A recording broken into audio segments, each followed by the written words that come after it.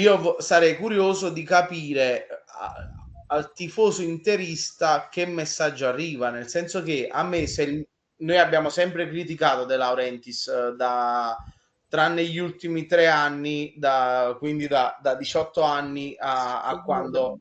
Veramente non l'ho quasi mai criticato io, Vabbè, però è un io sì, problema mio. Però è un problema mio, cioè, mi rendo no, conto. io molte volte l'ho criticato. Tu Eh, sì. io sì, sì, sì, Uh, abbastanza. Io abbastanza.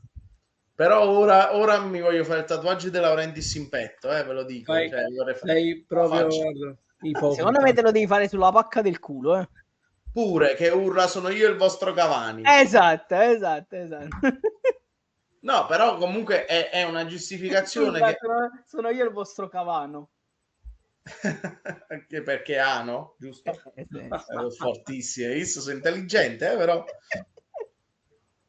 No, comunque cioè Marotta giustamente lui deve fare la sua parte, quella di perché Marotta è sempre stato un grande comunicatore, anche gli anni della Juve, anche l'ultimo anno con l'Inter, con le varie frasi messe qui e là durante la stagione.